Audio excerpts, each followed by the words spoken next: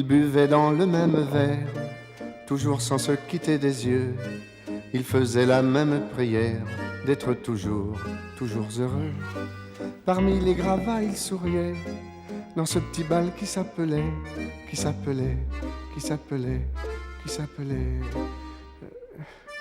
Non, je ne me souviens plus du nom du bal perdu.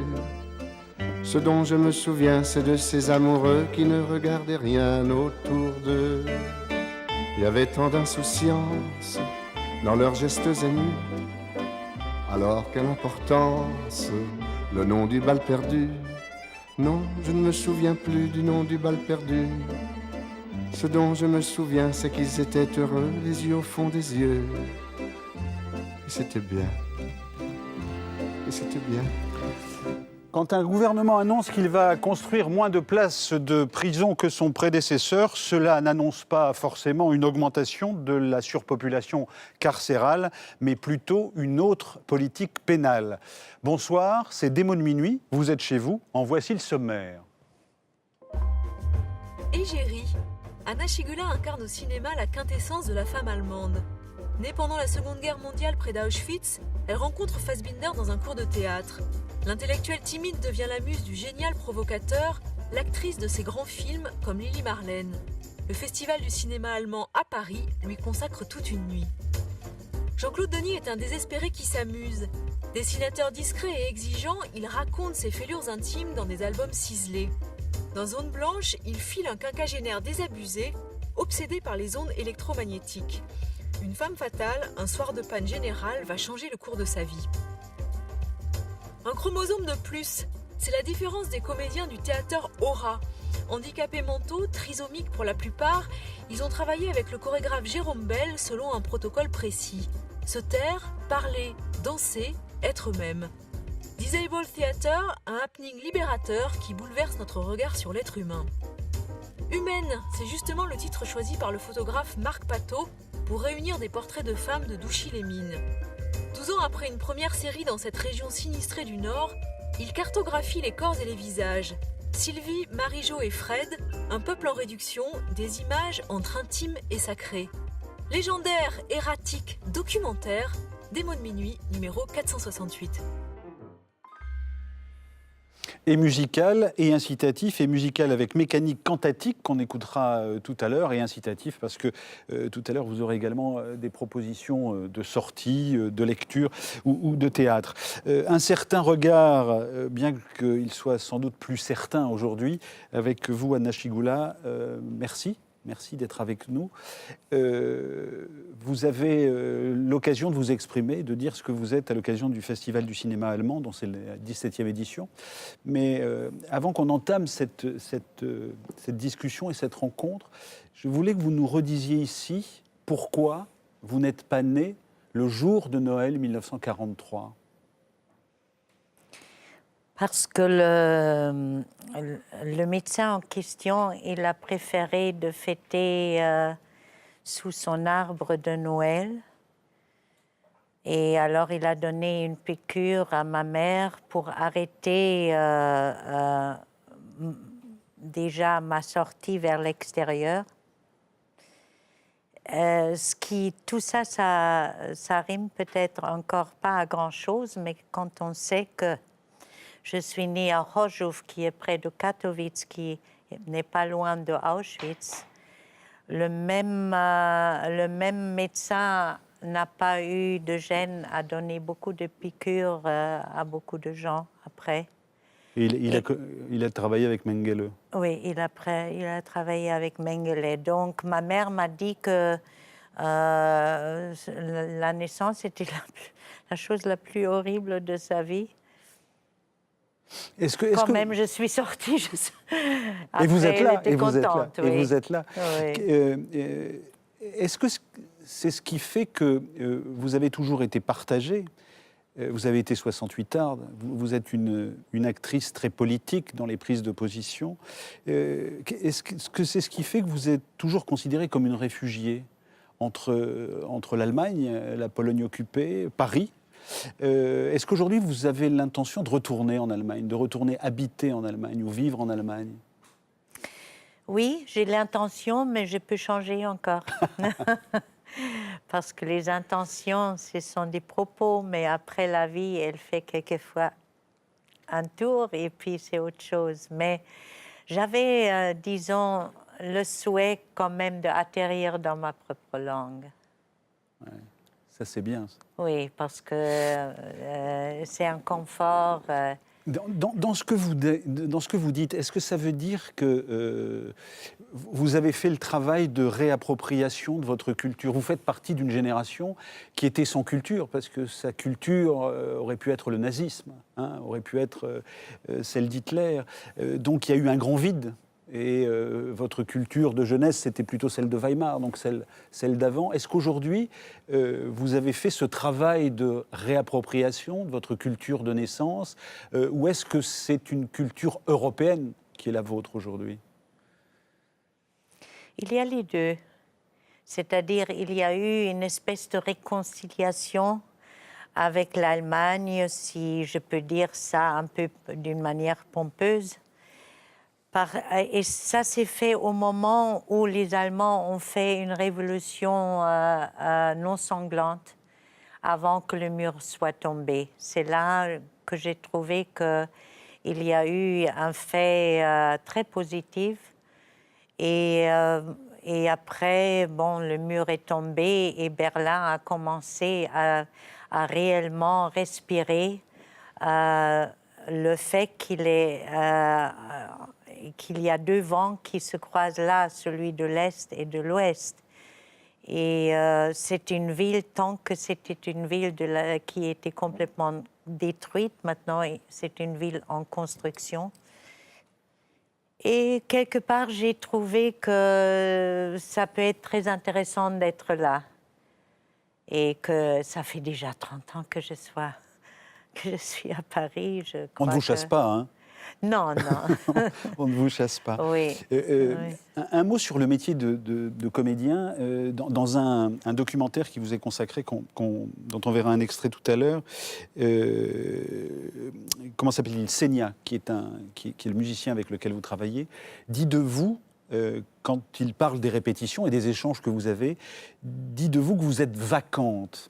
Et le terme est très beau, puisque quand il prend ce mot dans sa voix, Jean-Claude Carrière le dit aussi d'une autre manière, ça veut dire que vous êtes disponible, hein, prête à... Comment est-ce que vous, dans votre métier de comédienne, comment est-ce que vous avez envisagé cette vacance, cette disponibilité par rapport au texte, aux metteurs en scène, aux réalisateurs qui vous faisaient tourner? Qu'est-ce que c'est qu'être vacante quand on est comédien?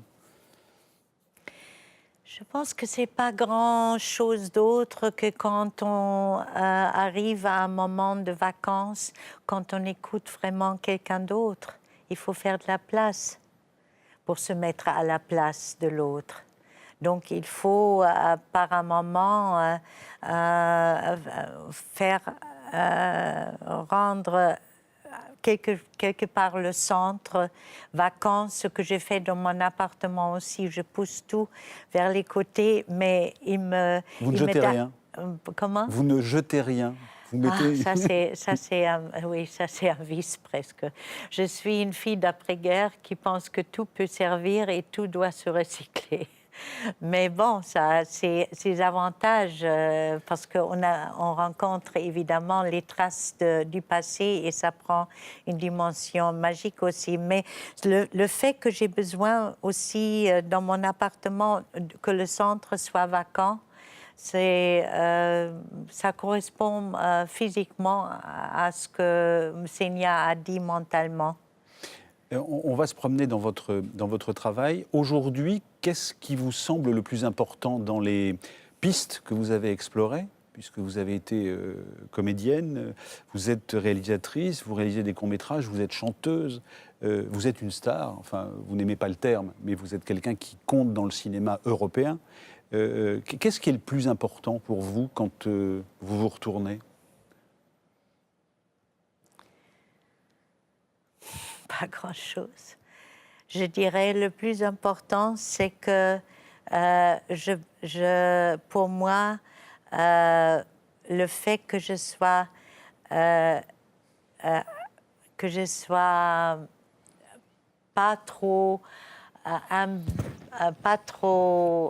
plein de tous ces attributs de star, de quelqu'un qui a accompli ceci et cela dans le passé, mais d'être capable d'affronter le présent en tant qu'un être humain. C'est ça qui me paraît le plus important. Quand on dit, et quand on vous rebat les oreilles avec cette idée que vous êtes une égérie de Fassbinder, voilà, ça vous ennuie, c'est trop vous cataloguer comme star? Oui, d'une part c'est catalogué, mais d'autre part aussi ça me permet de le faire vivre encore, c'est-à-dire de rappeler qu'il a existé et aussi en quelque sorte, je suis bien consciente qu'il a semé des choses en moi qui me servent, par exemple. En faisant mes courts-métrages, ça c'est un courage que j'ai trouvé parce que lui, il a commencé à faire les choses sans savoir les faire.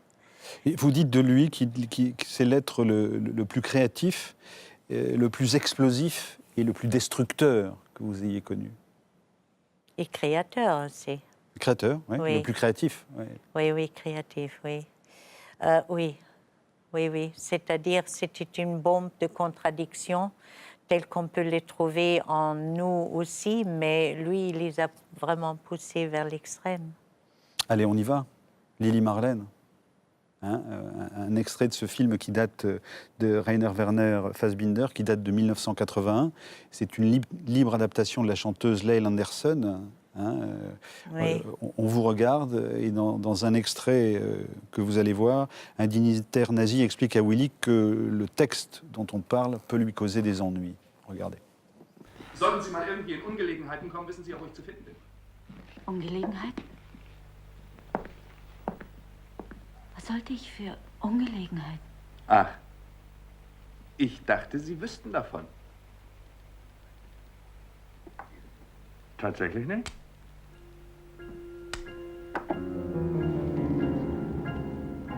Aber Sie wissen sicherlich, über 6 Millionen unserer Soldaten hören ständig Radio Belgrad. Jeden Abend. 6 Millionen? Nein. Ehrlich? Nicht zu glauben. Ist aber so. Abend für Abend vom Nordkap bis nach Afrika, ungeachtet der Gefechtslage, hocken die Soldaten für 3 Minuten vorm Radio. 6 Millionen? Richtig. Aber was Sie wahrscheinlich nicht wissen, ist, dass sich einige Leute dafür stark machen, das Lied zu verbieten. Schließlich ist Lili Marleen kaum Ausdruck nationalsozialistischer Kampfmoral. Aber es ist doch nur ein Lied. Es gibt Lieder, die Mut machen und anfeuern und andere, die nicht ganz ins Konzept passen. Vor allem solche, die etwas Morbides haben. Ist Ihnen das noch nicht aufgefallen? Laternen stehen wie einst Lili Marleen. Lili Marlène, disponible chez Carlotta. Je ne vais pas vous demander de raconter tout ce film, mais s'il fallait en dire quelque chose aujourd'hui, avec le recul et l'émotion de cette brève vision. Lili Marlène, c'était le portrait d'une femme qui était d'une part collaboratrice Et résistante. Et résistante. Et c'est quelque chose que j'ai pu rencontrer dans la génération de mes parents, à commencer avec mon père qui croyait que Hitler, ça va sortir l'Allemagne vraiment de la pauvreté, qu'il va donner du travail, que c'est quelqu'un qui va sauver l'Allemagne. Et en même temps, il écoutait BBC London, ce qui était vraiment strictement défendu. Il n'y croyait pas totalement. Et Donc il y a et ma mère qui était toujours, qui avait toujours quelque chose contre Hitler et qui a d'ailleurs eu le courage de m'appeler au dernier moment Hanna, alors qu'elle avait prévu Dagmar, parce que quand je lui ai demandé après pourquoi tu as changé, elle m'a dit j'ai connu une Hanna. Donc elle m'a raconté aussi,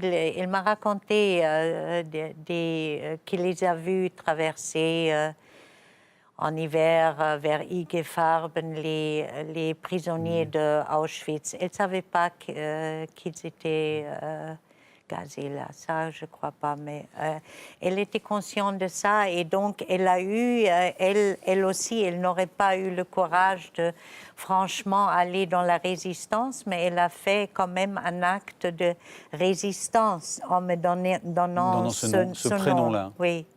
Le nom Chigula va s'éteindre avec vous, puisque vous n'avez pas d'enfant. Oui. C'est un choix, ça aussi. Non, ce n'était pas tellement un choix, c'est quelque chose qui n'est pas arrivé. Ouais. Dans vos films, vous avez tourné une quinzaine de films avec Fassbinder. On peut avoir l'impression que vous jouez souvent des rôles de femmes qui portent une culpabilité et qui sont dans le besoin de réparer. Mais oui, parce que nous, notre génération, c'était la génération d'après, on était les innocents coupables, quelque part. Alors, et ça nous a marqués. Ça nous a tous amenés à, après, aller chercher ailleurs. Wim Wenders, il est allé en Amérique, Margaret von Trott en Italie, moi en France, Fassbinder à Paris aussi. Donc, on était quelque part des déracinés aussi. Le mot rêve, c'est un mot que vous aimez bien ? Oui. Et je voudrais qu'on regarde un extrait de Quel que soit le songe. C'est un film documentaire de Anne Imbert qui vous est consacré, qui est littéralement habité par Anna Schygulla. Et donc, dans ce film, on voit la manière dont vous avez mené votre vie professionnelle, pour ne pas dire votre carrière. Et on voit beaucoup de ceux avec lesquels vous avez travaillé, notamment Fatih Akin, qui est un des cinéastes avec lequel vous avez fait l'un de vos derniers films il y a 3 ans, 3 ou 4 ans. Oui. On regarde un extrait. Wenn ich gegenüber Leute habe, denen ich vertraue und wo ich weiß, die sind gut und ich kann mich neben die Kamera setzen und in dem Moment Zuschauer sein, ja, bei diesen Leuten, so wie du, dann mache ich das, ja. Und was soll ich dich da inszenieren? Also dachte ich mir, also das ist der Raum und deine Tochter ist gestorben. Also was soll ich dir... Deine Tochter ist gestorben und versetzt dich in den Schmerz hinein. Was soll ich dir da, was kann ich dir da sagen? Ich kann dir da nichts sagen. Ja. Weißt du, du bist eine reife Persönlichkeit mit viel Lebenserfahrung und du hast schon Schlachten geschlagen als Schauspielerin. Du willst schon wissen oder fühlen, was du da tust. Und so war es dann auch. Ich habe mich dann daneben gesetzt und mir das angeguckt und ich war da Zuschauer. Ich war da wirklich Zuschauer. Also ich habe nicht einmal gesagt, geh ein bisschen mehr links oder geh ein bisschen mehr rechts oder nichts, null, niente. Ging ja auch gar nicht. Nee. Weil es war ein leeres Zimmer, der leere Raum. De ce film qui s'appelle De l'autre côté, vous dites que c'est sans doute l'un des scénarios les plus essentiels que vous ayez jamais lu. Pourquoi ? Parce que il a osé un geste en ce qui concerne mon personnage, qui est parti d'un personnage un peu quelconque, presque moyen, une 68arde qui après a fait bien des compromis par rapport aux utopies du départ, mais qui a après quand même réussi à dépasser toutes ces limites, les limites de la haine, de culpabiliser l'autre personnage et qui a tendu la main vers le pardon et même est allé jusqu'à offrir quelque chose comme un soin de mère pour celle qui était soi-disant la coupable de la mort de sa fille.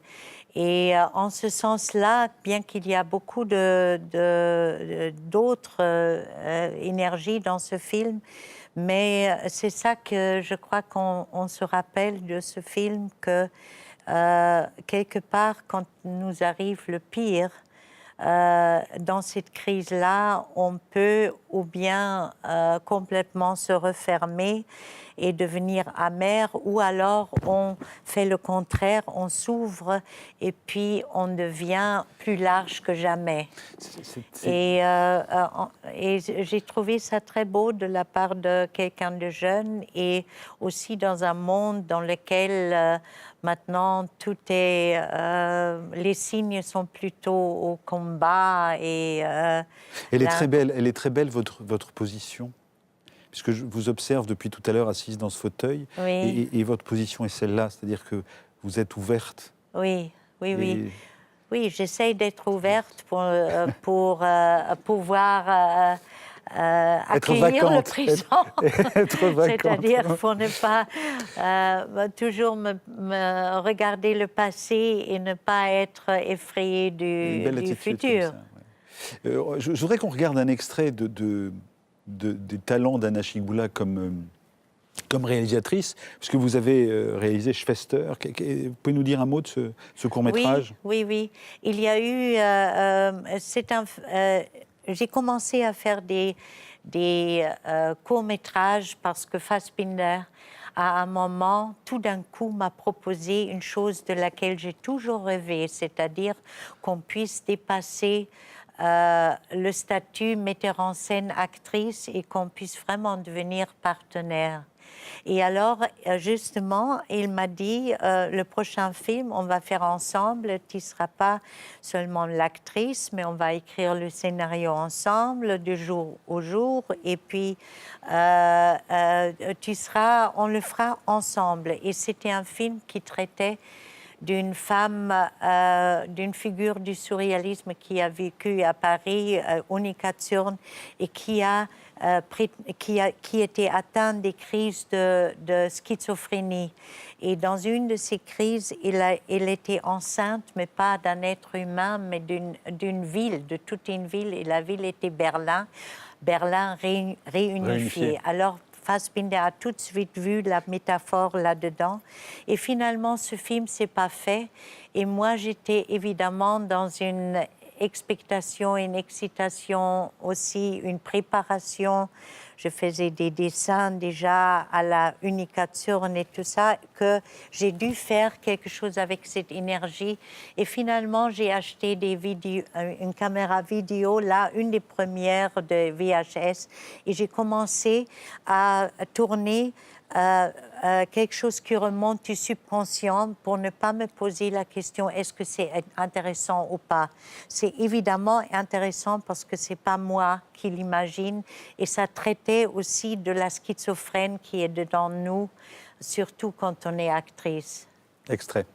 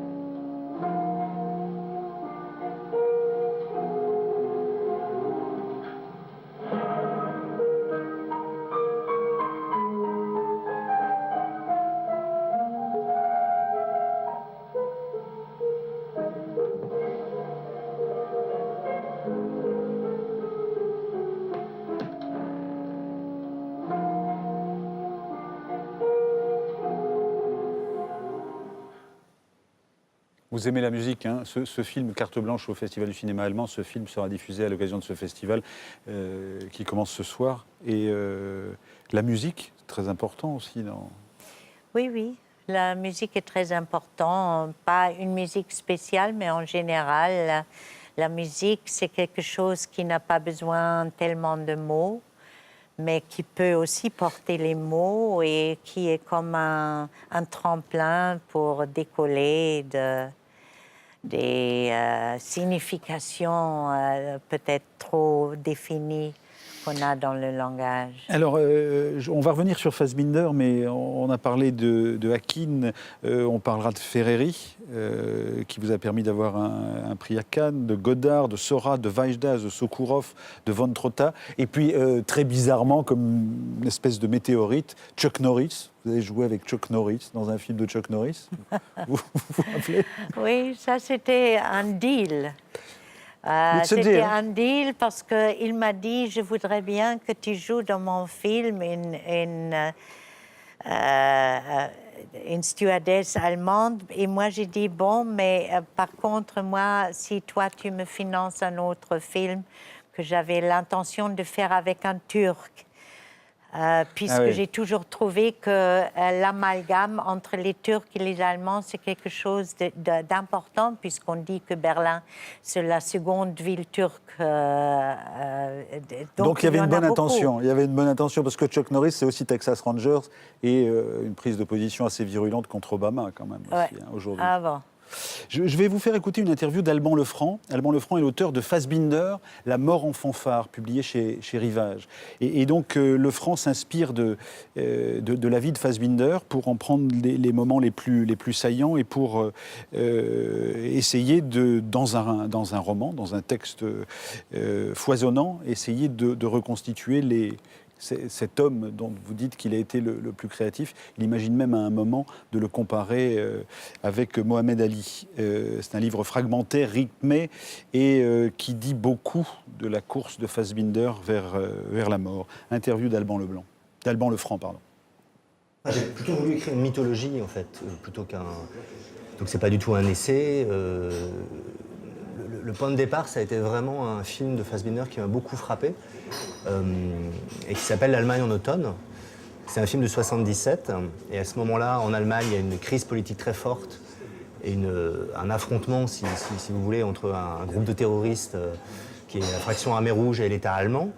Donc il y a une grande production de discours, d'analyse, une paranoïa qui s'installe dans le pays. On a un petit peu peur que la toute jeune démocratie allemande bascule dans le fascisme. Et un groupe de cinéastes décide de réagir à ces événements. Et Fassbinder, plutôt que de produire une analyse de plus, plutôt que d'essayer un surplomb intellectuel, va réagir en exhibant la crise. Comment trouver la bonne forme pour écrire sur Fassbinder? Est-ce qu'il faut faire aussi un livre de crise, en quelque sorte? Une forme adéquate pour le décrire, c'est effectivement un livre de crise. Un livre avec des changements de focale aussi très rapides, des effets de montage, des effets de juxtaposition, de télescopage. Fassbinder, c'est aussi pour moi le goût du mélodrame, le goût de l'excès. Un titre possible du livre, ça aurait été aussi Le salut par les larmes. Très important aussi pour Fassbinder, c'est évidemment le cinéma de Douglas Sirk, qui de la même façon ose le pathos, ose les larmes, ose l'excès, et aussi le mauvais goût. Le corps, c'est un des mots-clés de ce texte. C'est vrai que la focale est assez forte sur des états du corps, corps de jouissance, corps de souffrance, et aussi comment articuler la parole à un corps. Ça fait écho, est-ce que vous savez de lui? Il m'a envoyé le livre, oui. J'ai commencé à le lire, mais quand on la connaît, on voit encore un peu différent. Lui, évidemment, il en rajoute encore, j'ai l'impression. C'est un sujet, évidemment, pour être encore plus baroque que le baroque. Et c'est son droit, pourquoi pas. C'est déjà bien que quelqu'un de jeune s'intéresse. Quand je prends le titre de ce livre, Fassbinder, La mort en fanfare, ça inspire ma dernière question. Si on écrivait un livre qui s'appellerait Anna Schygoula en fanfare, quel serait le thème de Anna Chigoula en fanfare? Mais la fanfare, ça ne me correspond pas du tout. Je ne suis pas un personnage qui a un rapport avec les fanfares. C'est comme le triomphe, non? C'est l'instrument du triomphe. Sauf dans votre regard, il y a de la fanfare dans votre regard. Il y a la fanfare dans mon regard? Il y a une pétillance, en tout cas. Vous voyez, on se connaît mal soi-même. Merci Anna Chigoula. Oui. Merci de votre présence sur le plateau des Mots de Minuit. Je rappelle que vous êtes au Festival du cinéma allemand du 10 au 16 octobre. Musique, vous disiez tout à l'heure l'importance de la musique avec un pianiste et musicien électronique qui est devant nous. Il travaille sur des claviers acoustiques et électro depuis des années. Expérimentation musicale et artistique qui vous font visiter les sphères du jazz, de la musique improvisée, de la musique électronique. Premier extrait de votre dernier album, Un Ryu Cantatique. Le titre, c'est My Piano Says.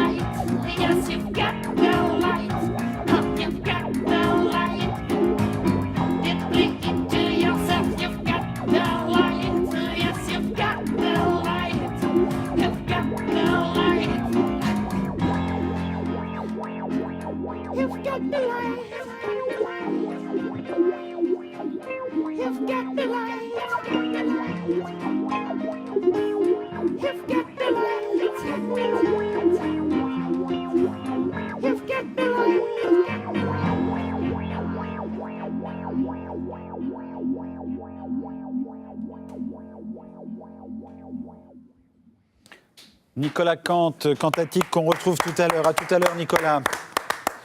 On va parler théâtre, on va parler BD et on va parler photographie avec nos invités. Avec Jérôme Bel, vous êtes chorégraphe On va parler de chorégraphie, mais aussi plus largement de mise en scène. Avec Jean-Claude Denis, auteur de BD, on va parler des questions qui vous préoccupent, sur l'identité, sur les nuisances contemporaines. Vous publiez un album qui s'appelle Zone Blanche. Et puis avec vous, Marc Pateau, on va parler d'un travail qui n'est pas un travail d'aujourd'hui, puisqu'il a commencé il y a déjà quelques temps, mais en tout cas, là, il est actuel sur Douchy-les-Mines, mais il a commencé précédemment, il y a une dizaine d'années, à Salomine, où vous aviez déjà fait un travail qui est de l'ordre de l'intervention populaire. Enfin, Qu'est-ce qui fait que, comme photographe, vous vous intéressez, et de cette manière-là, on va le voir avec Humaine, à des zones qui sont des zones douloureuses, parce que crise industrielle, parce que histoire ouvrière qui s'est fracassée sur les lois du marché ou du profit, enfin, comme on veut. Pourquoi est-ce que vous avez cette sensibilité-là ? Ça, je ne sais pas. Je sais pas répondre à ça, si ce n'est que je vis dans le monde, et que le monde, il est comme ça, enfin, je connais pas un autre monde, quoi. Donc il y a à la fois, je dirais, une colère intérieure, hein, à ne pas accepter la situation qui est faite, et puis après, mais je pense que l'énergie, elle vient de là, elle vient plutôt de la colère que de la compassion. Alors, on pose le sujet. Humaine, c'est une commande au départ. C'est un travail d'une direction régionale de la photographie. Et on vous dit, regardez Douchy-les-Mines. Douchy-les-Mines, c'est le bassin minier. C'est une culture ouvrière. C'est une mémoire de l'industrie. Et vous allez à Douchy-les-Mines, comme vous étiez allé précédemment à Salomine, dans le Pas-de-Calais. Et qu'est-ce que vous vous dites ? Vous dites, je photographie un lieu ou je photographie des gens ? Et comment s'organise ce travail-là, puisque ce travail-là va finalement se concentrer sur 3 personnes ? En quoi sont-elles des incarnations légitimes d'un travail commandé sur une ville minière ou une ex-ville minière ? Comment dire ça ? On parle de crise, mais il y a crise aussi chez moi. Enfin, il y a crise aussi dans la photographie. Et quand j'ai fait le travail à Salomine, donc il y a 12 ans, j'étais encore à l'époque dans une association qui s'appelait Ne pas plier. On collaborait avec des collectifs de chômeurs, etc. C'était la période de l'altermondialisme. Enfin, il y avait un écho comme ça. Il y avait une demande de la société. Enfin, j'avais un rapport de cet endroit-là. Aujourd'hui, je l'ai plus. Soit je l'ai perdu, soit il n'existe plus. Mais j'ai plus cette urgence-là. Enfin, j'ai plus cette même. Et du coup, quand je suis venu travailler à Douchy, un peu sur le même sujet, puisque c'est le même bassin minier. Opposé. La mine s'est arrêtée à des dates différentes. Quand j'ai travaillé à Salomine, il y avait encore la mémoire de la mine. Les gens avec lesquels j'ai travaillé, pour certains, étaient descendus. À Douchy, pas du tout. Il y a eu la sidérurgie, entre-temps, qui a été aussi catastrophique, même peut-être plus catastrophique encore que la mine dans ce retrait. Et donc, je ne voulais pas refaire la même chose. Et en même temps, il y avait cette crise du tampon comme ça qu'on met sur une certaine photographie en disant c'est de la photographie sociale. Et donc je voulais absolument échapper à ça. Pas échapper au rapport humain, pas échapper le social, ça m'intéresse, au contraire. Mais à cette représentation qu'on a. Et du coup, je me suis dit, je vais essayer de me retirer le plus possible en pratiquant un genre dans l'histoire de la photographie, dans l'histoire des beaux-arts, qui est le portrait. Et donc, je vais proposer à des gens en général... À Sylvie, Fred et Marie-Jo, sont vos trois... Tout à fait. Mais en général, ces gens-là, on les assigne. Le photographe, ce qu'il fait, c'est qu'il prend une personne et il lui assigne un statut. Toi, tu es rémiste, tu es chômeur, tu es chef d'orchestre, je ne sais pas quoi, mais on assigne comme ça aux gens une position. Alors que moi, ce qui m'intéressait, c'était de leur proposer justement d'être modèle, d'échapper à ça, et puis d'acquérir du coup une sorte de liberté en travaillant sur elles-mêmes, quoi.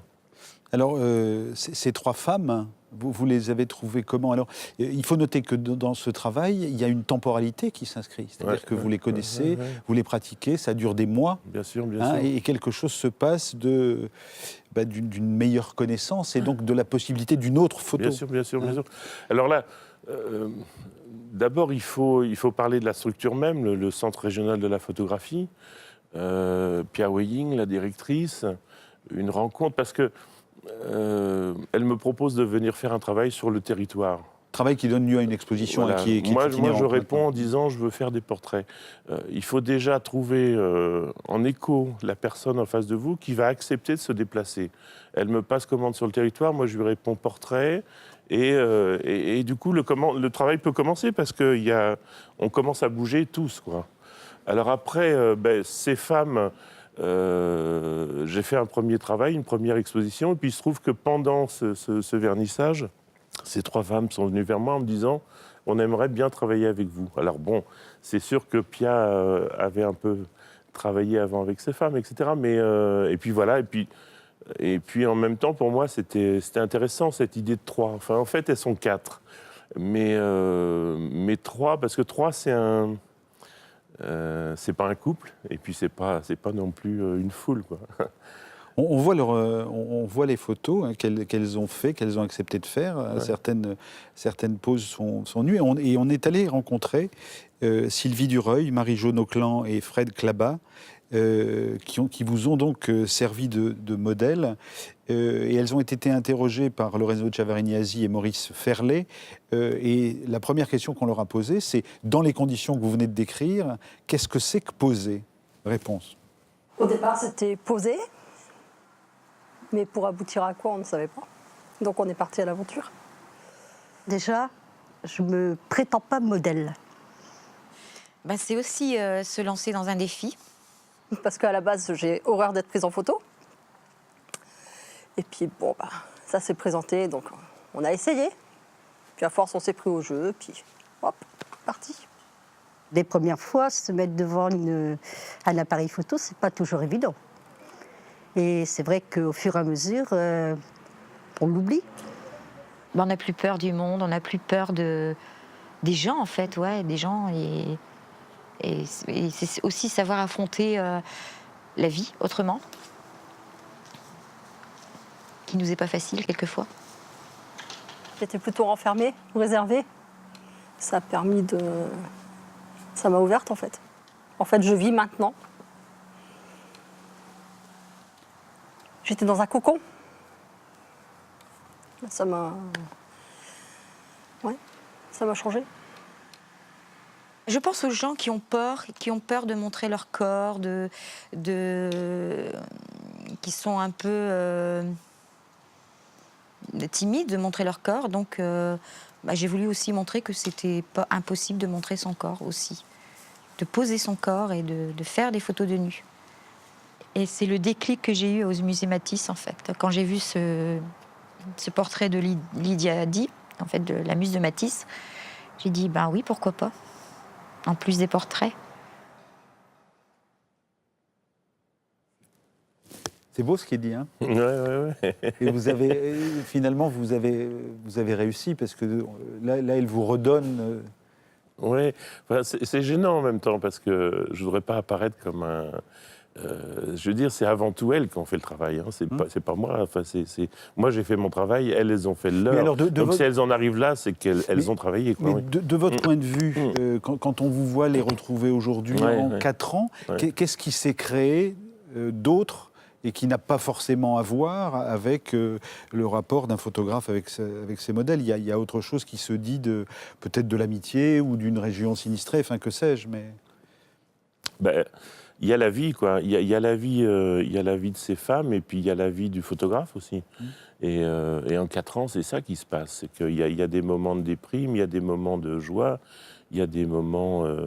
Moi, ma mère a été très malade, elle est décédée pendant ce travail, etc. Donc, c'est dedans, quoi. Et du coup, effectivement, faire des photos, faire des portraits, c'est aussi boire des cafés, c'est aussi rencontrer, rigoler, aller gratter des jeux au café. Enfin, c'est 1000 choses, quoi. Donc c'est tout sauf la temporalité qui est la nôtre aujourd'hui, du tout de suite. Oui, oui, de toute façon, c'est le temps. Enfin, on travaille avec le temps, quoi. C'est évident, bien sûr. Alors, on continue notre rencontre avec ces modèles et on a posé la question à vos modèles de savoir que disent les photographies dans lesquelles j'ai posé. C'est pas forcément nous qu'on voit. C'est une photo, c'est un peu tout le monde, quoi. Ça veut dire que là, c'est moi, mais ça aurait pu être une autre personne. De Douchy-les-Mines? De Douchy-les-Mines ou d'ailleurs. Les gens sont un peu timides à Douchy, un peu... ouais, ils ont un peu peur à Douchy, les gens, ouais. Donc c'était pour montrer aussi que les gens de Douchy peuvent le faire. C'est une petite ville de 11 000 habitants, mais qui bouge beaucoup. Niveau culturel, il y a beaucoup de choses, il se passe beaucoup de choses. C'est une grande importance à la vie de Douchy, ça. C'est plutôt des portraits de femmes. Hein. Maintenant, oui, peut-être. Peut-être qu'il y a des femmes de Douchy qui vont se reconnaître en nous, peut-être. Qu'est-ce qui ressort de ces photographies? Des moments forts. C'est des étapes qu'il a fallu traverser. Ça se voit dans certaines photos, dans d'autres, ça se voit moins. Alors, il y a eu 3 Fred, en fait. Il y a eu des Fred tristes, des Fred bien et des Fred entre les deux, on va dire. On a eu des hauts et des bas, en fait. Donc, ça se ressent sur les photos. Et quand les gens viennent le voir, quand viennent voir cette expo, ils le disent. Marc Pateau, où sont les hommes? Où sont les hommes? Ben, ça, c'est une question qu'on s'est posée avec Véronique Naumgrapp, justement, dans le... Moi, enfin, sociologue, hein? Ouais, oui, anthropologue. Anthropologue, pardon. Et ben, c'est un mystère, enfin, mais moi, je ne les vois pas, les hommes, quoi, parce que ils sont pas dans la rue. Il y a quelques photos, mais ils sont dans le paysage. Oui, enfin, dans le premier travail que j'avais fait à Salemine, on était plus du côté des hommes. Là, à Douchy, ben, les femmes, elles sont plus visibles, de toute façon, dans la rue que les hommes. Hein. C'est elles qui occupent le lieu. Enfin, qui l'habitent, en tout cas. Qui le font vivre. Ouais, enfin, bon, ça, si on va dans les cafés, on doit trouver des hommes. Certes. Troisième aspect de leur réaction, troisième question qu'on leur a posée, ben, c'est comment ça fonctionne aujourd'hui, c'est-à-dire quelles sont les réactions dans les rues de Douchy alors qu'elles sont devenues, enfin, elles ont été mises en avant par vos photos. Je suis quand même assez connue dans la commune. C'est vrai que je suis interpellée assez souvent en me disant tiens, on est allé te voir, on t'a vu, c'est bien. Voilà, souvent c'est des réactions positives. C'est pas vraiment le nu qui les intéresse, c'est plutôt les planches contact. Là où ça parle beaucoup. Les gens ressentent que les photos parlent beaucoup. Ils ressentent sur les visages, ils ressentent... Ils disent, ah bah cette personne-là, elle a du vécu derrière. Elle parle, en fait, cette photo. Elle vit cette expo. Elle vit dans ce lieu, ouais. Bon, on connaît quand même pas mal de monde à Douchy.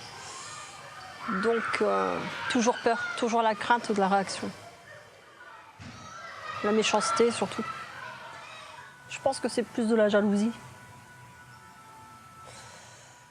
Mais bon, on en prend et on en laisse.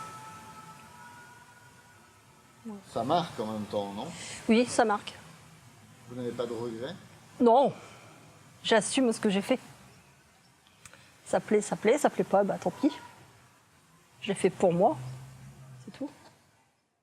La question du posé nu, hein, aussi, évidemment. Comment vous faites écho au témoignage que vous venez d'entendre? Ben, enfin, les 2 derniers témoignages là, sur l'idée des femmes aussi, c'est que quand on fait un travail comme ça avec des gens dans le temps, mais je pense que c'est pareil au théâtre, où il y a des moments forts comme ça, et puis à un moment donné, il se passe autre chose, c'est la fin. C'est la fin où c'est un autre objet qui va sortir. Elles en parlent un tout petit peu de ça, de cette idée que c'est nous, mais c'est pas nous, quoi. Et puis c'est nous dans le lieu aussi, parce que le lieu, il réagit. Ce qui est intéressant, c'est comment ces visages ou ce travail peut parler à d'autres femmes et comment d'autres femmes peuvent s'investir dans ces visages-là, etc. Mais il y aura une troisième séquence après Salomine et Douchilémine.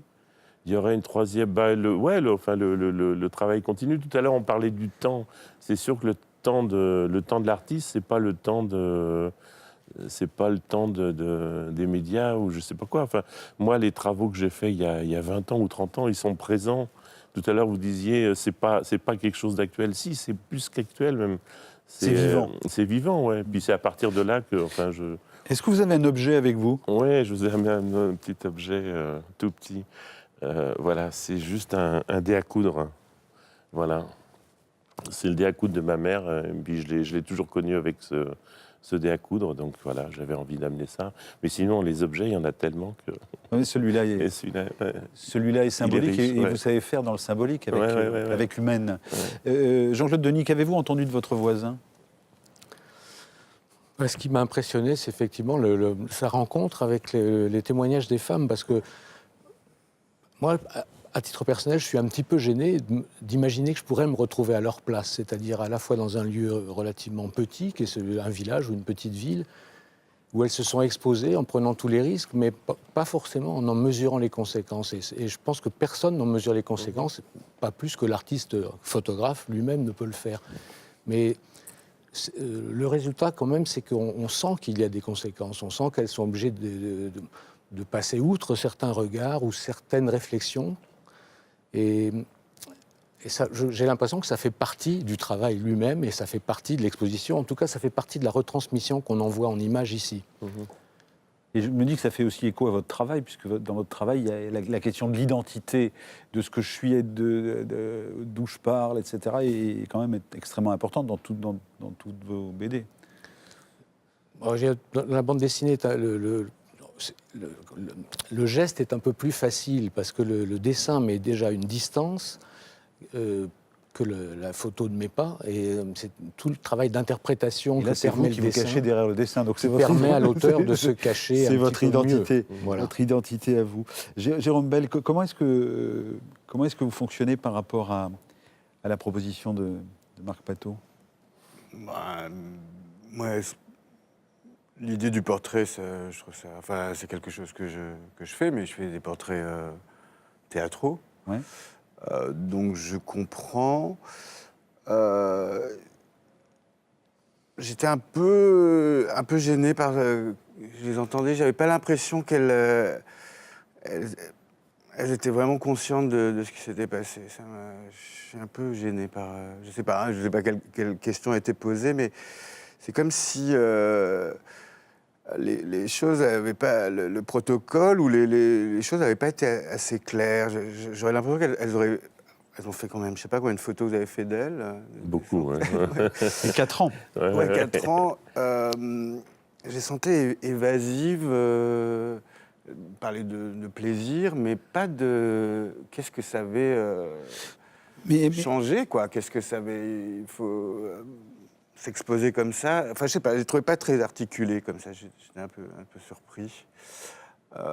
Pour quelles raisons? Mais est-ce que c'est pas... Est-ce que je trouve que ça fait écho immédiatement au travail actuel que vous avez fait avec ces personnes en situation de handicap mental. Quelle est la juste réaction? Je veux dire, comment est-ce qu'on peut complètement maîtriser la réaction de celui qu'on met en scène ou qu'on photographie? Il n'y a pas de raison d'attendre quelque chose de particulier, sinon ce qu'ils sont. Si, il faut les transformer. Le travail, c'est aussi, c'est pas seulement un travail qu'elles vont produire une image. C'est qu'est-ce que ça signifie de produire cette image? À quoi elles ont participé? Quelles sont les conséquences de cette chose-là? C'est ça que j'ai pas senti dans le reportage. Voilà. Alors que je trouvais je croyais qu'elle, c'était clair pour moi, c'est de leur donner une représentation déjà, rien que ça, autre chose. On le sent, mais c'est pas dit, quoi. Alors que ça me semblait tellement évident, mais bon, c'est peut-être parce que moi, Je travaille là-dessus. Mais si je je suis vous un peu retournais obsédé par ça. Mais... Non, mais justement, votre obsession de ça, si je vous retournais la question par rapport à la proposition théâtrale que vous faites avec ces personnes handicapées, et comment est-ce que... Voilà, je vous pose les mêmes... avec les personnes handicapées, là, c'est vraiment les limites de ce travail-là. Oui, c'est-à-dire que justement, eux ne peuvent pas vraiment dire exactement ce qui se passe pour eux. Hein. Ça, c'est des handicapés mentaux, donc c'est un peu... c'est beaucoup plus compliqué. Mais moi, j'ai fait, donc, depuis 10 ans maintenant, je fais ce que j'appelle des portraits théâtraux, où je mets en scène des danseurs, principalement, qui sont sur scène et racontent leur travail. Et évidemment, il y a un aspect pour le spectateur de voir apparaître ces personnes, d'apprendre des choses, mais c'est aussi toujours l'enjeu, c'est de révéler à ce sujet, cette personne dont on fait le portrait, à quoi il participe, quelle a été sa vie, quels ont été les problèmes. On va regarder un extrait. À quoi il participe dans l'art aussi. Ouais. On va regarder un extrait de Disable. Donc, vous faites travailler. Alors, on va préciser que ce sont des personnes handicapées qui elles-mêmes appartiennent à une troupe, c'est-à-dire qu'elles sont salariées, donc qu'elles appartiennent à une troupe qui est basée à Zurich, ouais. Hein, et elles font du théâtre. Oui, comme une compagnie. Comme une compagnie normale. Voilà. Comme l'Oiseau-Mouche à Roubaix, par exemple. Hein, ouais. Bon.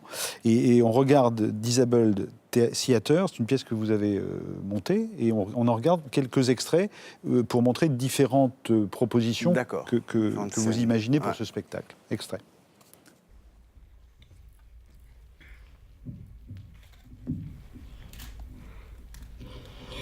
Min name ist Julia Häusermann. Mon nom, c'est Julia Häusermann. Ich bin 19. J'ai 19 ans. Und ich bin Schauspielerin. Et je suis actrice. Meine Behinderung heißt auch noch Trisomie 21. Mon handicap s'appelle également Trisomie 21. Das heißt, ich habe Chromosom mehr als ihr da in dem Publikum. C'est-à-dire, j'ai un chromosome de plus que vous dans le public.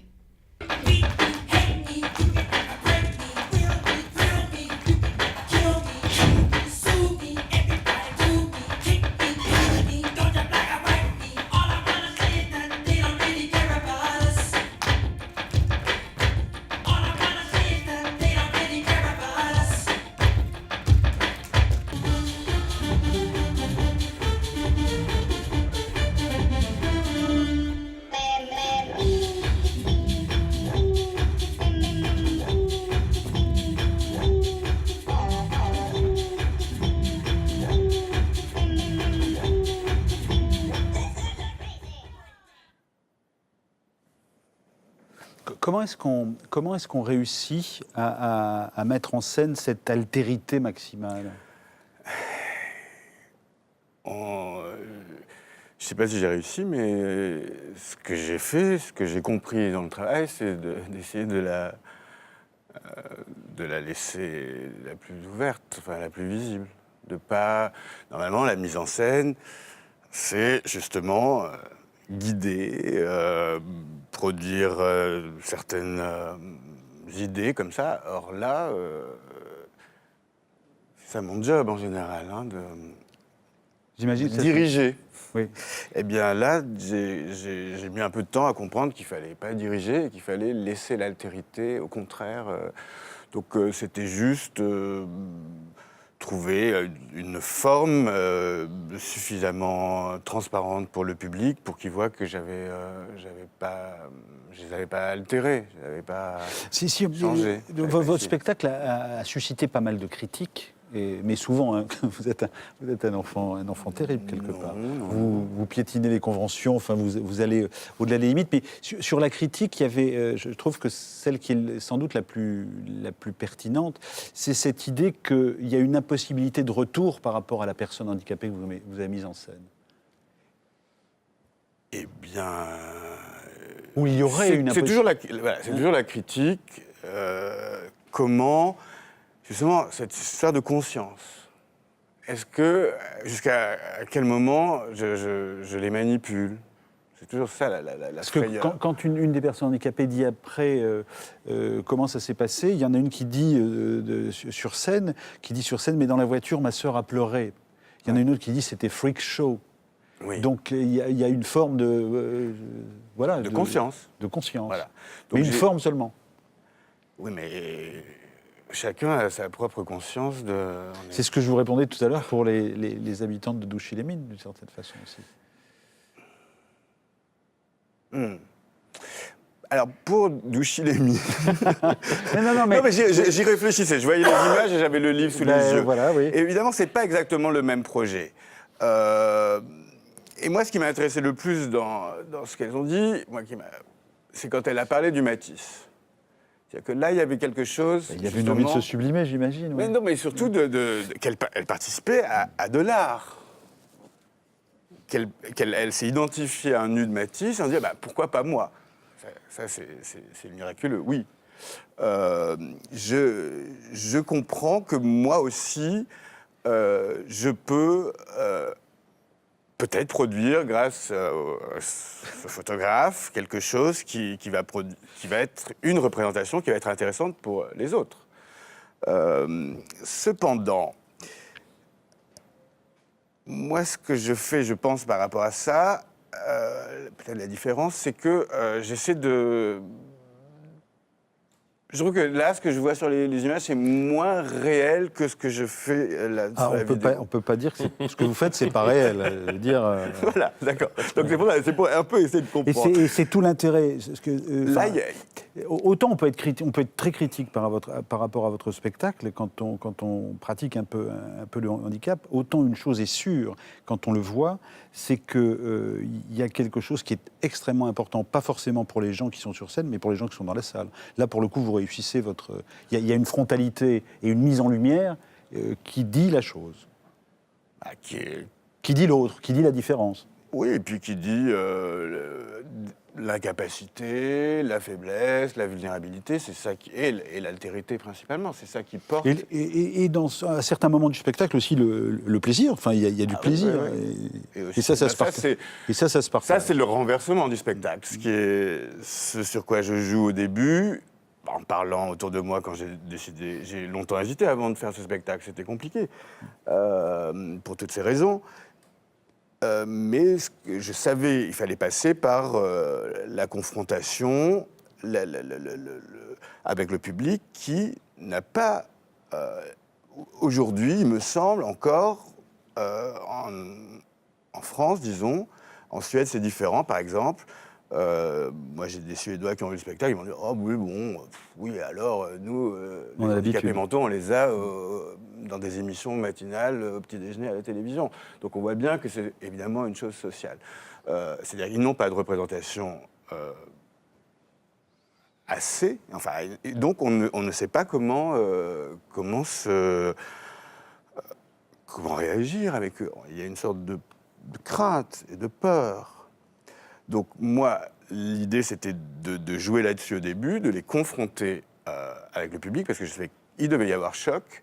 Donc il y a un choc au début. Et ensuite, je les fais exister le plus possible par des stratégies de mise en scène. Et petit à petit, on s'habitue et on est un peu pacifié. On va élargir un peu le regard sur votre travail. Extrait de Véronique Doisneau. C'est une pièce que vous imaginez en 2004. Véronique Doisneau est une danseuse de l'Opéra de Paris. Et là, vous faites un travail, et vous faites un travail comme vous le savez le faire, c'est-à-dire que vous décalez systématiquement le propos. Et là, on est dans un film, et on va voir comment vous travaillez avec une danseuse de l'Opéra de Paris. Ouais, c'est le film du spectacle. C'est le film du spectacle. On est à l'Opéra. Extrait. Bonsoir.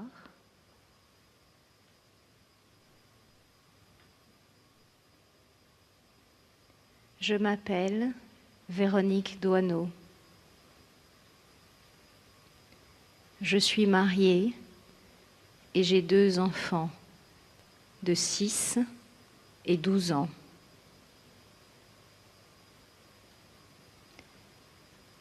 J'ai 42 ans et je suis à la retraite dans 8 jours. Ce soir, c'est donc mon dernier spectacle à l'Opéra de Paris.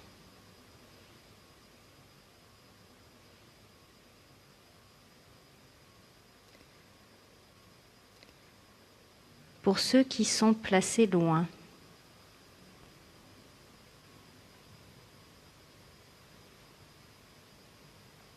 on dit que je ressemble à Isabelle Huppert. Alors, c'est quoi? C'est un film? C'est un documentaire? C'est une captation? C'est un spectacle qui a eu lieu sur la scène de l'Opéra de Paris. C'était une commande de l'Opéra de Paris. Je devais faire une pièce, ce qu'on appelle une pièce pour eux. Et très vite, j'ai eu l'idée de faire... Enfin, surtout, j'ai compris que je comprenais rien à l'Opéra de Paris. Je comprenais rien, je me perdais dans les couloirs. J'avais l'impression que c'était une sorte de tribu dans Paris qui avait dans leur petite forteresse, comme ça, ou leur forêt, ils avaient leurs propres règles, et moi, j'y comprenais rien. Donc, je me suis dit, je vais prendre un des spécimens de cette tribu, et je vais la montrer. Enfin, je vais faire un documentaire sur elle. Donc, elle explique Elle gagne 3 000 € par mois. Ouais, elle dit qu'elle gagne de l'argent, elle dit qu'elle n'aime pas danser telle partie, qu'elle aime bien danser telle autre, que ça fait mal, que ça c'est chouette, etc. Comme tout travailleur... elle a des problèmes avec sa direction, comme nous tous. Voilà, elle devient une travailleuse. Je casse la... D'où vous vient cette... Alors, on vous connaît pour ça, c'est-à-dire cette approche décalée des choses. D'où vous vient? Vous avez travaillé avec Preljocaj, avec Larieux, etc. Oui, dans les années 80, oui. Dans votre parcours, il y a ça. D'où vient cette envie de systématiquement décaler le propos ou la proposition? J'ai pas envie, je cherche... Enfin, non, mais tout d'un coup, je réagis comme ça. C'est pas une envie que j'ai, c'est que je suis invité dans des contextes, par exemple l'Opéra de Paris, et... Oui, mais vous pourriez vous contenter de faire une chorégraphie. Ah oui, mais ça, c'est trop facile. Chiant. C'est chiant, vous avez raison. Passez-moi la trivialité. Beaucoup plus ambitieux que ça. Je cherche d'abord, je regarde où est-ce que je suis. Dans l'Opéra de Paris, je vois qu'il y a une grande hiérarchie, donc ça m'intéresse qu'il y a des étoiles, qu'il y a un corps de ballet, et évidemment, je choisis qu'un corps de ballet. Mais ça, c'est une attitude simplement politique, comme évidemment celle-ci l'est aussi. Qui est-ce qu'on va montrer déjà? Ça, c'est la question. C'est pas pareil si on montre Isabelle Huppert ou c'est trois... Ou Fred, voilà. La parole est à la Défense. Marc Pateau, qu'avez-vous entendu de ce qu'a dit? Moi, il n'y a pas d'attaque. Hein. Non. Alors là, j'ai aucune attaque. Je m'interroge. Voilà. Non, mais il n'y a pas... On est dans une conversation. Oui. Non, mais attendez. Non, mais moi, j'ai eu la même réaction que vous avec les images. Je crois qu'il y a aussi... je crois que la caméra, elle les a intimidés. Enfin, il y a quelque chose de cet ordre-là dans les paroles qui sont là. Non, alors ça, c'est aussi une question. Quelles questions ont été posées par les journalistes? Les journalistes, cette engeance, il ne faut jamais leur faire confiance. Non, mais c'est vrai, c'est quand même hyper coupé. C'est pas ça que je veux dire, c'est que c'est un problème aussi de temporalité et de travail, finalement. C'est qu'effectivement, on travaille plutôt dans l'intimité et dans le silence. Que ce qui m'intéresse, c'est plutôt ce qu'elles vivent. Et je m'interdis, moi, d'imaginer même ce qu'elles peuvent retirer de ce travail et de notre collaboration, etc. J'essaye, pour ma part, d'en retirer quelque chose et j'essaye de donner à l'autre, je dirais, le maximum de place pour qu'il fasse le même travail, quoi. Mais après, libre... Non, et surtout, je me dis quelque chose, c'est aussi des gens qui ont des vies dans des villes, et je trouve que ce qu'on leur a entendu dire était beaucoup plus intéressant que ce qu'on fait dire aux gens dits ordinaires dans des émissions de télé-réalité, et cette manière d'exploiter des gens dits ordinaires. Tout à fait. Non, mais là, je regrette peut-être ce que j'ai dit. Non, dans le sens où le travail qu'elles ont fait. Non. Moi, je fais. Vous avez vu? Non, mais c'est pas. Je suis en train de penser en ce moment et je vois. Moi, je les fais parler. Moi, justement, c'est des gens qui ont un corps, c'est des danseurs qui ont un corps, et je fais l'inverse. Je leur donne la parole. Et ça a été aussi un super dénuement, ça a été super difficile, on ne voulait pas, on a mis des micros. Et là, je vois bien que ce n'est pas la même chose, c'est au contraire de leur donner un corps. Donc pourquoi après on va les faire parler, alors que moi, je les entraîne à articuler. Donc je vois bien que... Messieurs, voilà.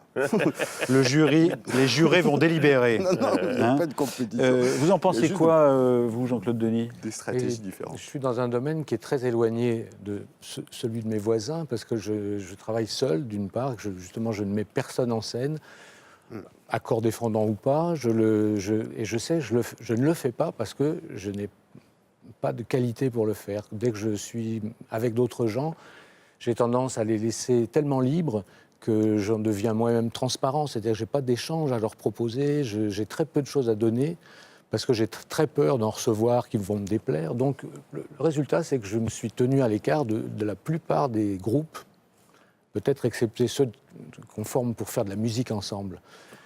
Et ça m'a amené à m'isoler relativement volontairement dans la bande dessinée pour ça. Donc chez vous, il y a une manière qui serait expansive dans la musique et une manière renfermée qui serait dans la bande dessinée. Oui, plus exactement, on peut être enfermé dans la musique à plusieurs. Ça, c'est plus agréable. Ah, voilà encore un être compliqué. Cette émission est faite d'êtres compliqués.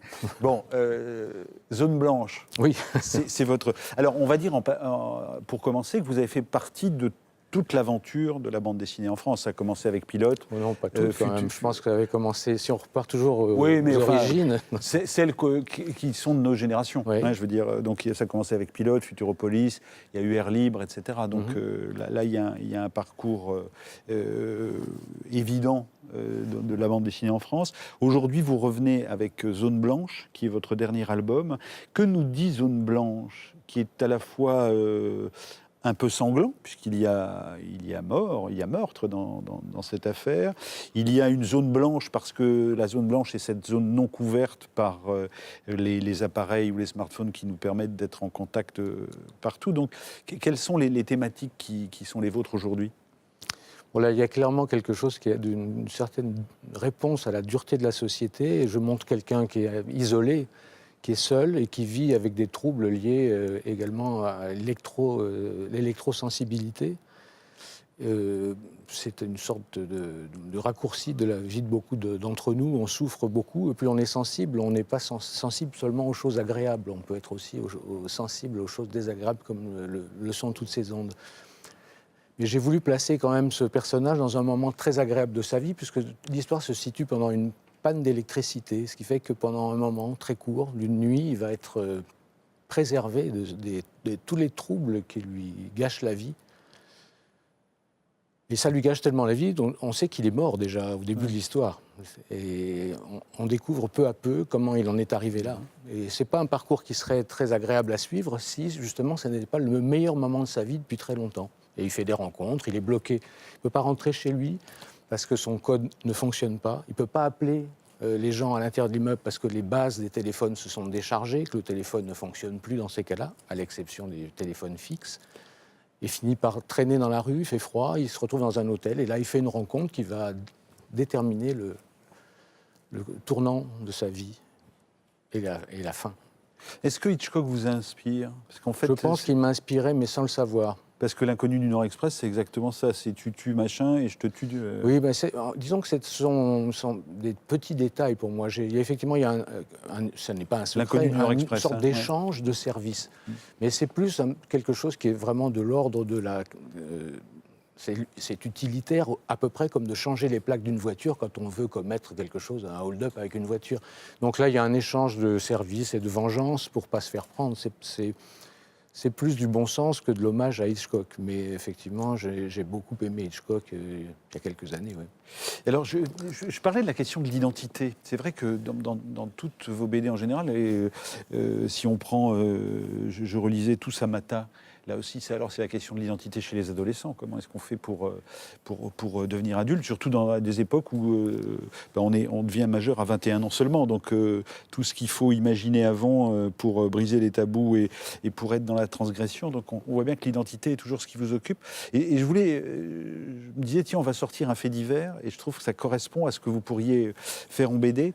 Et c'est le procès de Jean-Philippe Gaillard. Et Jean-Philippe Gaillard est un grand imposteur qui s'est inventé des vies et qui a été jusqu'à être nommé par une collectivité territoriale directeur général de l'aéroport de Limoges. Hein. Et on regarde un peu, et je me disais que ça évoquait bien votre univers. Extrait. Dans son bureau de directeur, l'illusion était presque parfaite. Casque d'aviateur en évidence, écusson de l'armée et photo du Rafale que Jean-Philippe Gaillard disait tenir de son passé de pilote de chasse. Des références prestigieuses qui ont permis à cet homme de 44 ans d'obtenir le poste de directeur de l'aéroport de Limoges, 300 000 passagers par an. Quelqu'un d'important, détenteur de la Légion d'honneur, c'est du moins ce que croyait son employeur jusqu'en février dernier. Il n'a jamais été officier de la Légion d'honneur. Non, ni chevalier, ni quoi que ce soit. Un personnage crédible, on voit 100 000 passagers, une année 2011 relativement... invité sur les plateaux de télévision. Et ancien officier pilote de chasse dans la Marine nationale et ingénieur de l'École nationale de l'aviation civile. Mais en fait, tout est faux. Son parcours professionnel, ses diplômes. Jean-Philippe Gaillard aurait falsifié près de 11 documents. Il n'a jamais été plus qu'un simple matelot. Et c'est un récidiviste déjà condamné à 6 reprises pour des faits similaires par les tribunaux de Pontoise, Périgueux, Bordeaux et Agen. Jugé aujourd'hui pour escroquerie, faux et usage de faux, son avocate l'affirme, pour elle, le préjudice n'existe pas. Le faux directeur a déjà passé 2 ans derrière les barreaux.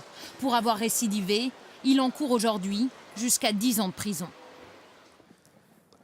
C'est plus fort que vous, ça, hein? Ça a l'air d'être plus fort que lui, surtout. C'est ça qui est dommage, parce qu'il aurait pu faire de très bons scénarios, j'imagine, les vendre, en vivre, peut-être beaucoup plus tranquillement que dans une prison pendant 10 ans.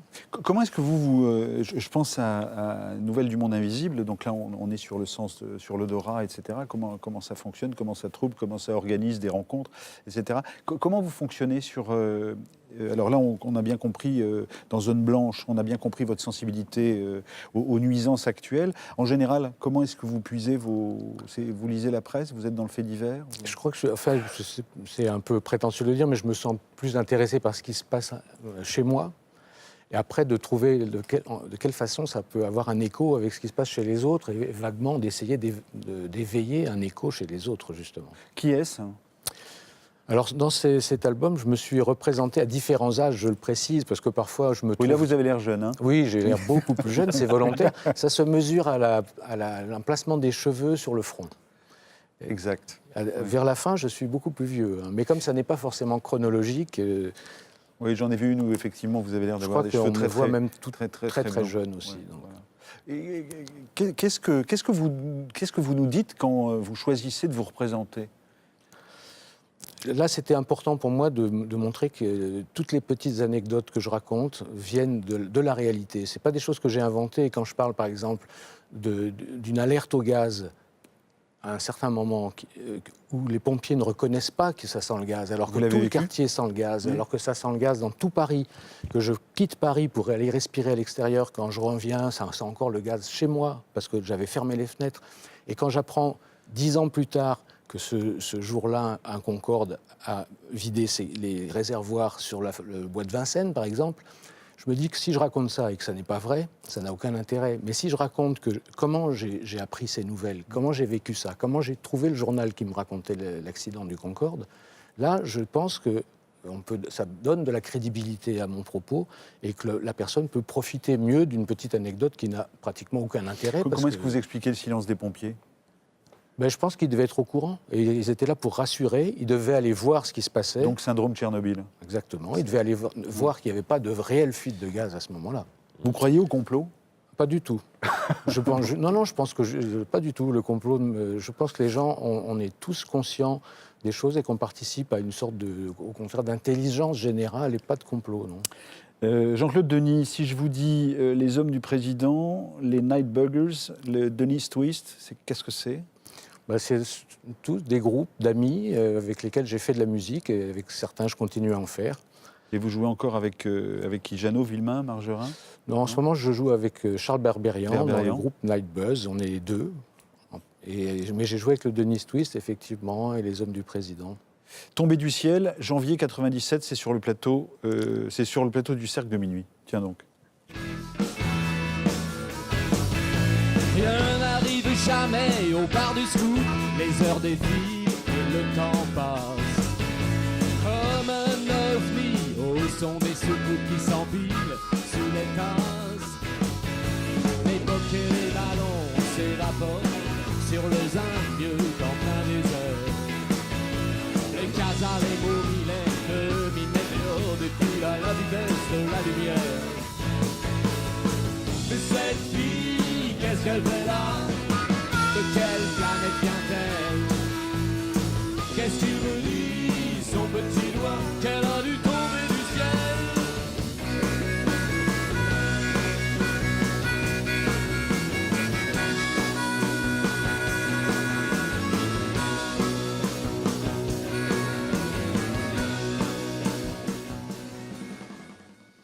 Commentaire? Ça fait très plaisir de retrouver des amis, parce qu'on voit Franck Margerin, Villemain, Charles Berberian, et c'est très amusant. Ça fait un petit moment que je ne les ai pas vus. Qu'est-ce que c'est la musique? C'est une autre manière? Non, c'est la même.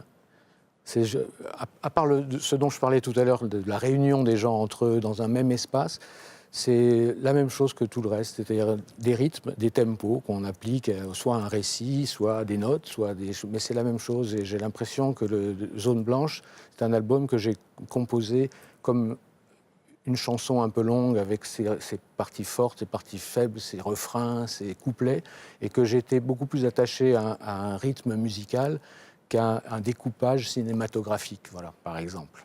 Question bateau, ce sera la dernière. La place de la BD aujourd'hui, entre Pilote et aujourd'hui, vous avez acquis vous êtes devenu institutionnel, alors que Pilote, on était transgressif? Je crois qu'il y a eu des moments de transgression permanents. Moi, j'ai toujours été suffisamment éloigné du centre pour ne pas avoir à franchir aucune barrière. Je n'ai rien à transgresser. Il faudrait presque que je transgresse pour rentrer dans le cercle. Mettre en cause les téléphones portables, c'est très transgressif aujourd'hui, cher monsieur. Je ne m'en rends pas compte. Je pense que... Où est le mien, d'abord? Non, j'ai l'impression que maintenant, la bande dessinée est multiforme et qu'il y a effectivement beaucoup de transgressions encore. Il y a de la bande dessinée marginale, heureusement. Il y a de underground et il y a des indépendants. Il faut vous appeler Monsieur le Président? Oui, ça, c'est peut-être pas utile. Je ne me reconnais pas dans ce... Angoulême, quand même, vous êtes... Oui, je suis président d'Angoulême, mais c'est quand même pas Monsieur le Président à tous les... Monsieur le Président d'Angoulême? Ça fait un peu bizarre. Est-ce que vous avez un objet avec vous? Oui, j'ai apporté un objet, justement, qui a une toute petite histoire qui m'amuse. Je voudrais la partager avec vous. C'est un goulot de bouteille qui sert à faire de la musique. Je l'ai taillé moi-même dans une bouteille avec un long col, parce qu'elles n'ont pas toutes un col assez long pour le faire. Ça sert à faire du bottleneck sur les... Voilà. Mais ça ne vient pas de n'importe quelle bouteille, ça vient de bouteille qu'un négociant fournissait à Eric Clapton. Et il pensait que c'était pour son vin. C'est un petit négociant du Sud-Ouest. Respect, hein. Et quand j'ai appris que Eric Clapton adorait ce vin, j'ai eu l'intuition qu'il s'agissait d'une autre raison. Et effectivement, il faisait tailler ses bottlenecks dans ses bouteilles pendant un long moment. Il les avait fait faire et les achetait par caisse. Donc celui-ci en est un que j'ai taillé moi-même au couteau suisse. C'est possible. Et bottleneck, c'est pour jouer de la guitare? C'est pour jouer de la guitare, faire des notes glissées, voilà, comme dans le blues. Qu'est-ce que vous avez entendu, Marc, de ce qu'a dit Jean-Claude Denis? Oh là, non, j'étais en train de réfléchir à cette façon qu'on a tous de vouloir être normaux, de vouloir être simple et du coup, je m'interrogeais sur la part de l'inconscient. Qu'est-ce qu'on fait de notre inconscient, quoi? Et bon, alors, je ne connais pas bien vos bandes dessinées, mais je pense que ça doit arriver quand même. J'ai l'impression qu'on ne se sert que de ça. Non, mais si on continue la conversation dans une seconde, je vais vous emprunter Jérôme Bell parce qu'on va faire un mot à mot tous les deux. Vous vouliez me suivre, Jérôme? Allez-y.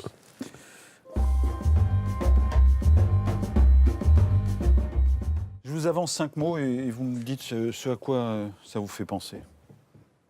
Premier mot, c'est découfler. Découfler, c'est 1992, c'est votre générique. Hein, ouais. il est dans votre générique, avec Pascal Houbin, avec ce clip. Voilà, moi, c'était mon dernier travail. Vous ne travaillez plus depuis? Mon dernier travail en tant qu'interprète. Après, j'étais son assistant, en fait. Après, j'ai fait mes propres travaux. Et je peux dire, voilà, j'étais assistant. C'était un métier qui m'a bien plu. C'était comment se mettre à la place de quelqu'un. Moi, je voyais bien que j'avais pas du tout la même esthétique. Mais je travaillais pour lui, donc je devais essayer de penser comme lui. Ça m'avait bien amusé. J'avais bien aimé être assistant. Radicalité. Radicalité, le minimum. Il faut être radical. Y compris politiquement? Oui. Il faut prendre parti, il faut tenter des choses aux extrêmes, à la racine des choses. Enfin, ne pas s'entourer de fioritures et de comment on appelle ça, de manière pour être sympathique, pour être bien, pour être avec tout le monde. Contresens. Contresens, souvent, là je réagis, hein, c'est improvisation comme on dit en danse. Contresens, moi je l'emploie souvent par rapport à mon travail. Ça produit malheureusement des contresens.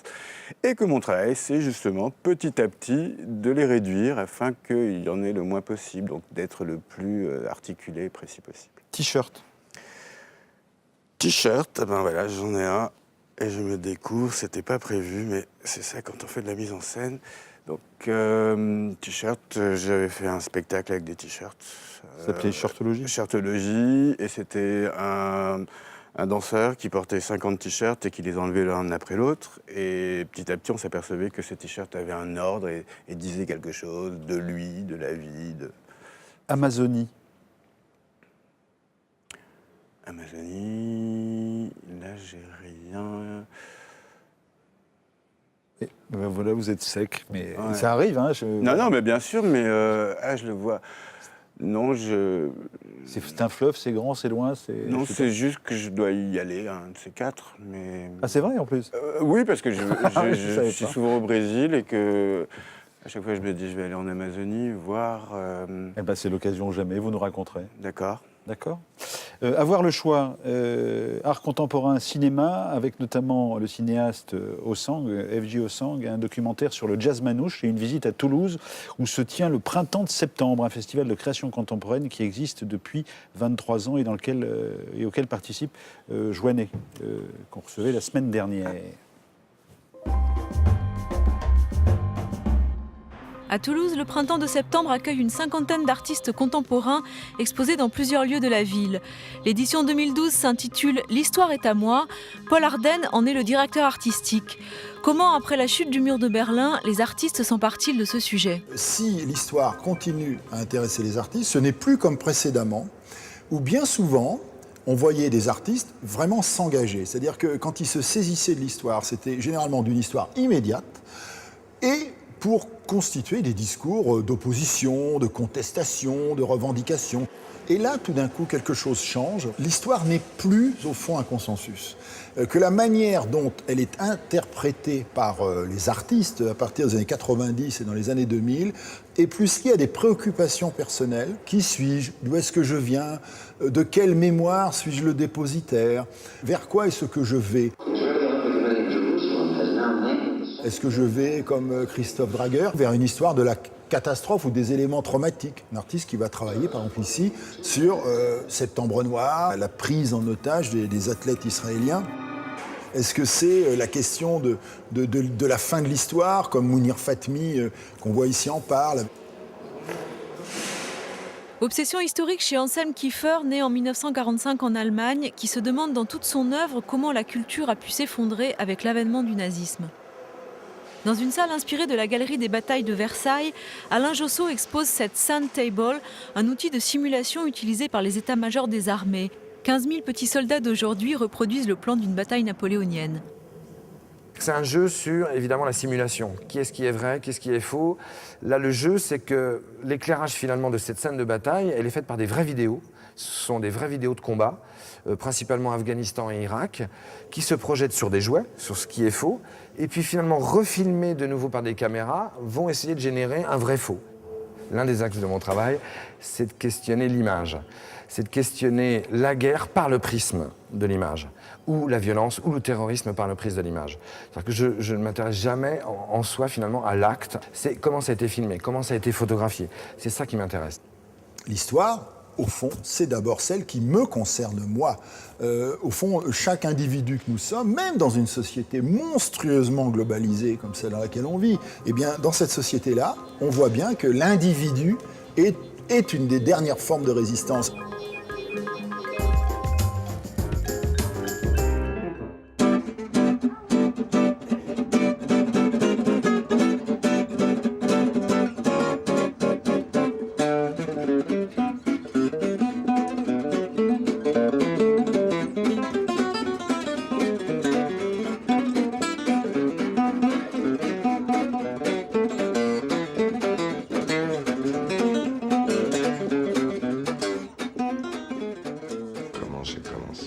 J'ai une photo de moi qui traîne où j'ai 2 ans, j'ai une petite guitare en plastique dans les mains.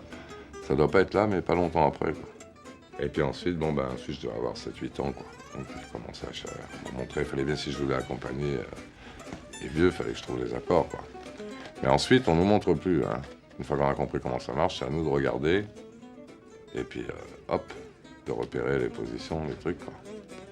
Ils nous montrent en jouant, quoi. Les anciens nous montraient en jouant.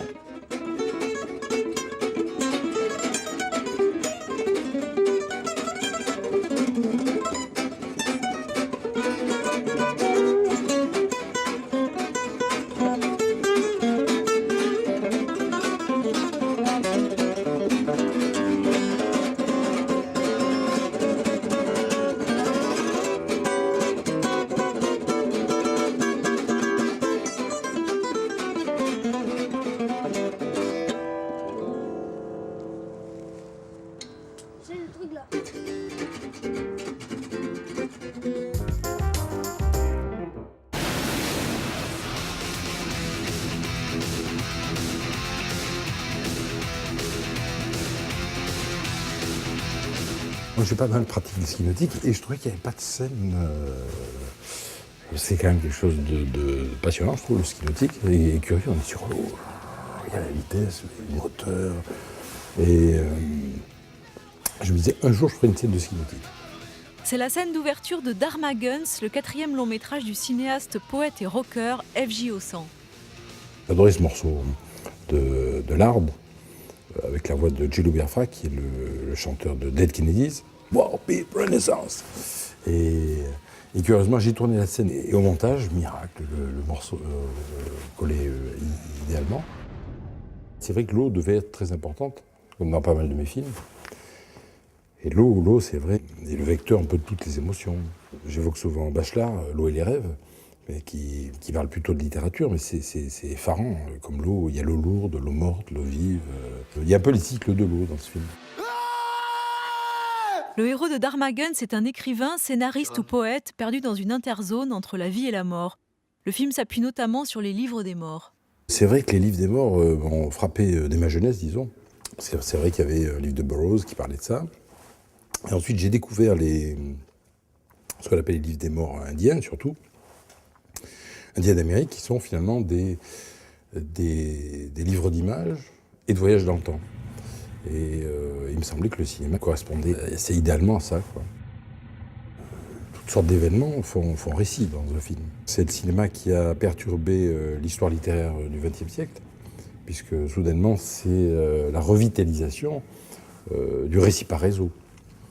Alors que la voie dominante était le récit littéraire ou le récit théâtral qui est séquentiel et linéaire. moi, ça a été un peu une course aux armements, d'abord l'écriture, et puis après la musique, et puis le cinéma. C'est un peu une catastrophe de ne pas avoir vraiment choisi. Mais à la fois, à l'origine, c'était un peu dans le plan de vie, quoi. Je pensais qu'être moderne, justement, c'était d'attaquer la réalité suivant différents angles d'attaque.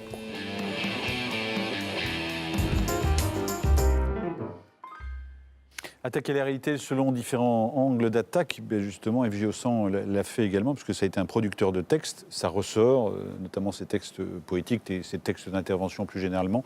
Hiver sur les continents cernés, Archives Haussand, volume 1, c'était la revue C, 1977-1979, Le Feu Sacré. Formidable. Voilà, c'est la fin de cette émission. On va se quitter en musique. Et messieurs, je vous propose de réécouter un deuxième titre de l'album Ariu Cantatique de Nicolas Kant, mécanique cantatique. Ce titre, c'est Everybody's Got to Learn Sometime.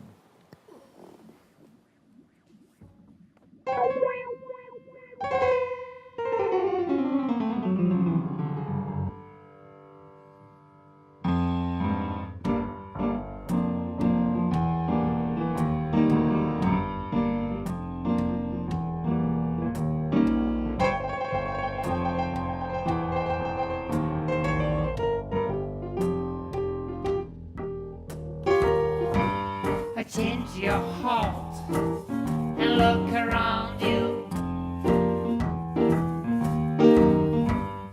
Change your heart, it will astound you. I need your loving. Oh, like the sunshine. And everybody's gotta learn sometime.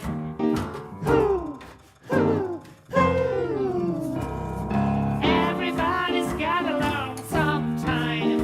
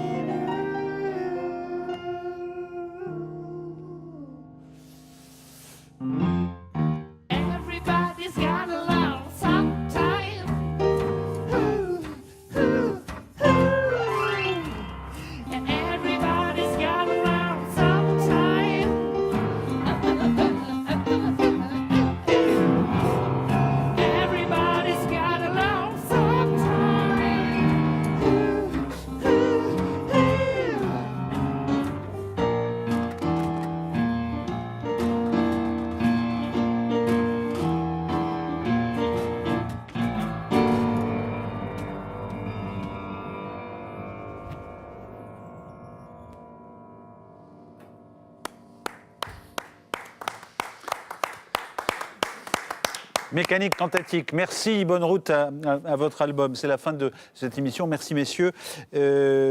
Surpopulation dans les prisons françaises, situation inchangée à ce jour, et la peine de mort n'a toujours pas été abolie, notamment aux États-Unis. Bonsoir, bonne nuit. Et la semaine prochaine, je recevrai notamment le philosophe Bernard Stiegler. Merci.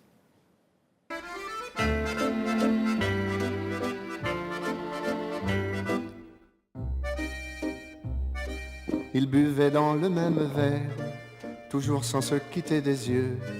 Ils faisaient la même prière, d'être toujours heureux. Parmi les gravats, ils souriaient, dans ce petit bal qui s'appelait.